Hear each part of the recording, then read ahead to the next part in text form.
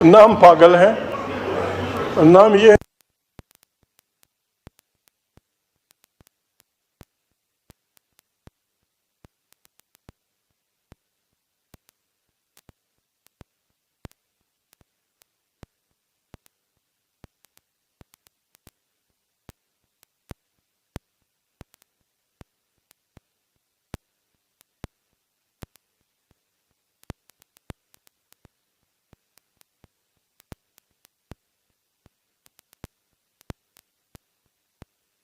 साहब अगर गवर्नमेंट के पाकिस्तान के फ्रेंडली कंट्रीज़ के हेड ऑफ स्टेट बाहर से आने थे, उसमें भी शिरकत करना हमारा था और हमने ऐलान किया था कि हम उसमें शिरकत करेंगे।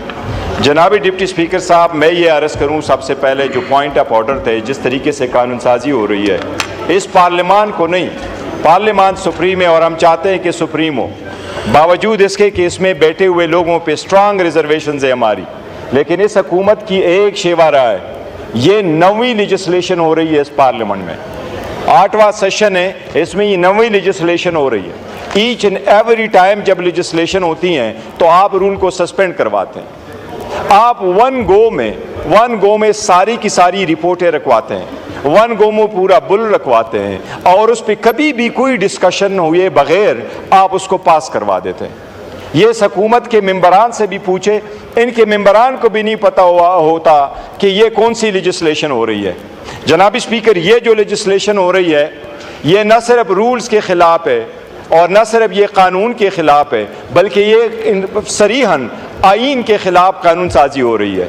सबसे पहली बात तो ये कि ये सारी की सारी कोशिश सिर्फ यही है, जिस तरीके से फॉर्म 47 को चेंज करके इन्होंने अपनी हुकूमत बना ली है, इसी तरीके से इस मरतबा ये कोशिश कर रहे हैं कि रिज़र्व सीट्स वमेन की और माइनॉरिटी के सीट इनको ले लें।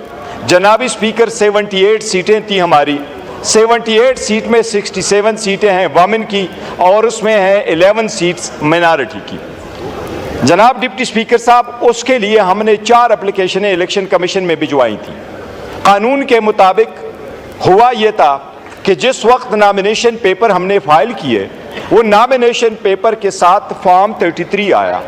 फॉर्म 33 में लिखा हुआ था कि ये सारे कैंडिडेट पाकिस्तान तहरीक इंसाफ के थे, वो सुप्रीम कोर्ट के रिकॉर्ड में मौजूद है। वो जिस वक्त हमने सारे के सारे कैंडिडेट ने अनाउंस किया, नामिनेशन पेपर फाइल कर लिए, डिप्टी स्पीकर साहब, उसके बाद एक साजिश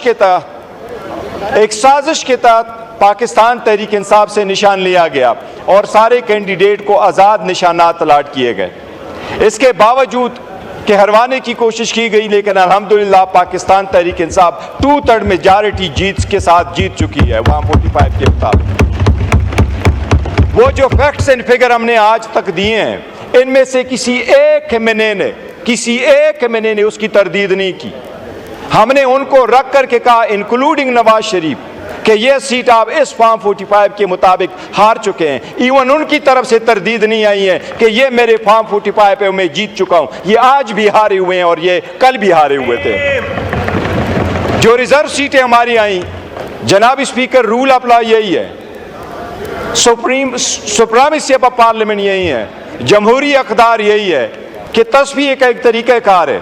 सबसे पहले हम इलेक्शन कमीशन गए, फिर हाई कोर्ट चले गए, सुप्रीम कोर्ट आए, सुप्रीम कोर्ट के 3 जज साहिबान ने इनका नोटिफिकेशन सस्पेंड किया, 13 जज साहिबान सुप्रीम कोर्ट के बैठ गए, 11 जज साहिबान ने अपने राय दी। उन्होंने यूनानिमसली ये होल्ड किया कि पाकिस्तान तहरीक इंसाफ पॉलिटिकल पार्टी थी, है और रहेगी। वो सुप्रीम कोर्ट ने यह भी होल्ड किया कि हम ही एंटाइटल थे उन सारे सीटों के, और तस्वीर का तरीक़ाकार यही है कि एक मरतबा सुप्रीम कोर्ट ने कह दिया सो वो फाइनल वर्ड है। ये पार्लियामान सुप्रीम जरूर है, लेकिन कॉन्स्टिट्यूशन की इंटरप्रिटेशन करना सुप्रीम कोर्ट का दायरे इख्तियार है। अगर सुप्रीम कोर्ट ने आईन का इंटरप्रिटेशन कर लिया, वो फाइनल वर्ड है। ये पार्लियामान उस इंटरप्रिटेशन को सेट असाइड नहीं कर सकती। कानून साजी आप कर सकते हैं। इसमें जनाब स्पीकर, एक नया कानून साजी करके इलीगल अनकॉन्स्टिट्यूशनल जो हम फ्लोर पे ऐलान करते हैं, इंशाअल्लाह ताला ये हम चैलेंज करेंगे और ये चैलेंज इंशाअल्लाह सुप्रीम कोर्ट से डिसाइड करेगी। आपने हमसे निशान लिया सोचते हुए कि लोग भूल जाएंगे, लोग इमरान अहमद खान नियाजी का नजरिया नहीं भूले, वो लोगों में शरीयत कर बैठा है। कल आपने हवाम की जमे गफीर देख लिया है और ये हुकूमत के लिए निशान अबरत बनेगा। ये अगर चाहिए तो इनको चाहिए बेहतर शहबाज शरीफ आज से फोन कर ले हसीना वाजिद को, तरीका सुन ले, फोन करके रास्ता पूछ ले, जाना फिर किस तरीके से। अवाम के हकूक पे डाका डालने वालों का यही हक होता है।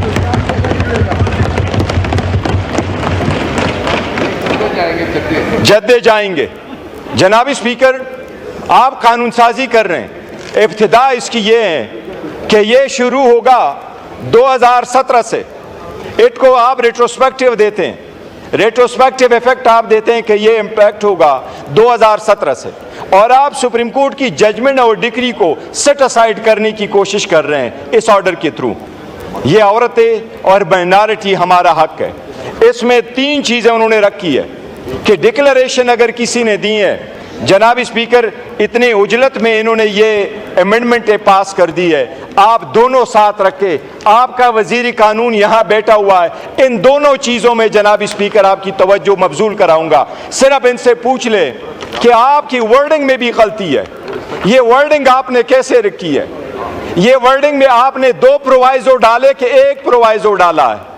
अपने आईन को देखे, ये किसके कहने पे आप कर रहे हैं कानून साजी? ये आपका 1 प्रोवाइजो है कि 2? आईन का आर्टिकल 51 कहता है हर इंडिपेंडेंट कैंडिडेट के पास 3 दिन का टाइम है, जिस पॉलिटिकल पार्टी को ज्वाइन करना चाहे वो कर दे। आपने इस्लाम में लिखा कि आइंदा कोई वो नहीं ज्वाइन कर सकता। क्या आप कॉन्स्टिट्यूशन को सुपरसीड कर सकते हैं थ्रू लेजिस्लेशन? ये आपने इस एक्ट में करवाया, आप इस एक्ट में ये करवा रहे हैं। आपने अमेंडमेंट ये करवाई, फिर दूसरी अमेंडमेंट ये करवा रहे हैं। इरिवर्सिबल लिखा हुआ था पहले, अभी आपने इसमें रखा इरिवर्स भी लिखा कि नॉट बी सब्सटीट्यूटेड और विड्रॉन। आपने काश सुप्रीम कोर्ट की जजमेंट का ऑर्डर पढ़ चुके होते तो कभी यह लेजिस्लेशन ना करते। उन्होंने 2 अलग अलग लॉ डिक्लेयर किए थे। एक लॉ डिक्लेयर किया पॉलिटिकल पार्टीज का और दूसरा डिक्लेयर किया कैंडिडेट्स का। उनका आर्टिकल 17 है, वो जिस पार्टी को ज्वाइन करना चाहे उनका राइट है, उस पर कहाँ की कतगन आप लगा सकते हैं? ये सारी गैर आईनी और गैर कानूनी और रूल्स के अगेंस्ट लेजिस्लेशन है, हम इसकी मजम्मत करते हैं। जनाब स्पीकर, आपकी आईनी जिम्मेदारी है, आप कानून साजी की इजाज़त देते हैं। क्या कोई बंदा फ्लोर ऑफ द हाउस पे कोई M&A मांगे, क्या उसका ये राइट है कि ऐसे लेजिस्लेशन के बिल प्रेजेंट करे जो आईन से मुतसादम हो? क्या एक दिन में आपने इसको पार्लिमानी पार्ट कमेटी में भेजा? क्या ये बिल आपने लॉ एंड जस्टिस कमेटी को भेजा है? आपने लॉ एंड जस्टिस कमेटी को नहीं भेजा। आपने इतनी उजलत किस बात की है? आपने वो अमेंडमेंट यहाँ से शेयर की। आप हम तो अपोजिशन है, हमें तो आप टाइम ही नहीं देते। लेकिन इनसे पूछे, इनके किसी MPA से अभी M&A से आज पूछ ले, उनको कहो उसमें क्या मौजूद था। ये नावाके पे इनको भी नहीं पता। नालायक भी है।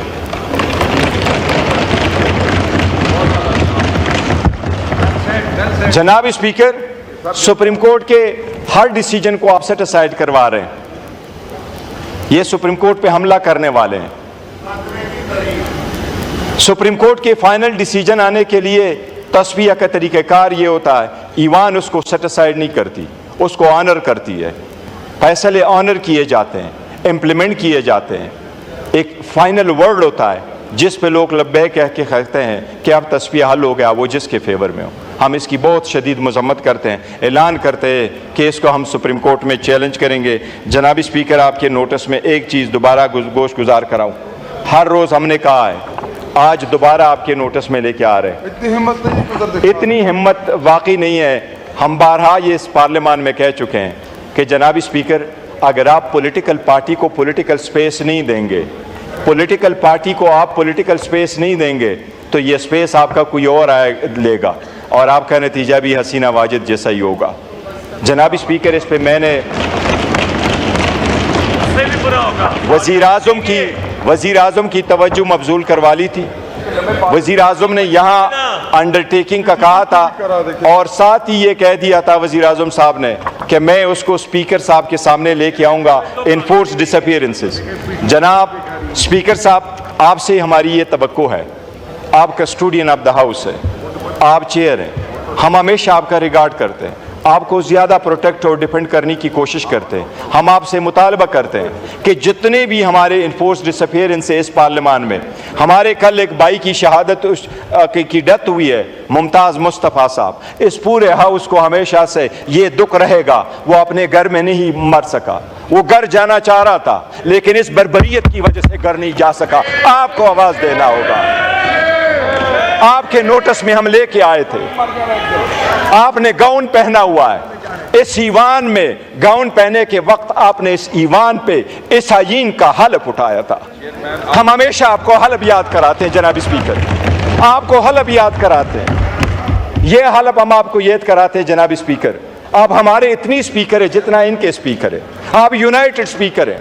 हम आपको ये हलफ याद कराते हैं, हमारे मेंबर की डेथ यहाँ क्यों हुई, वो अपने घर क्यों नहीं जा सका।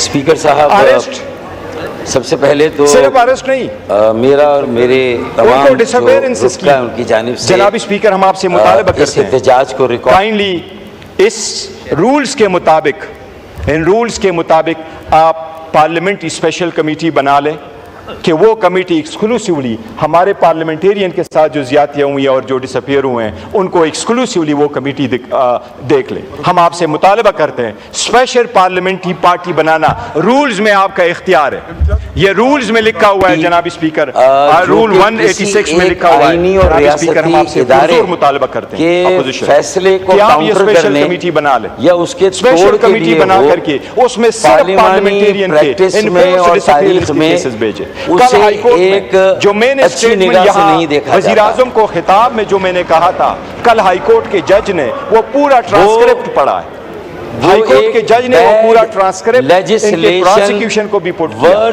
जनाब स्पीकर, हम मुतालबा करते हैं ये कमेटी आप बना लें ताकि इस लॉन्ग स्टैंडिंग ये और इशू बात को है कि एड्रेस किया जा पार्लियामान सके। को शुक्रिया जनाब और स्पीकर। हुकूमत को सुप्रीम कोर्ट के जिस फैसले ने ऐसा इक़दाम करने पर मजबूर किया, तो सुप्रीम कोर्ट का वो फैसला भी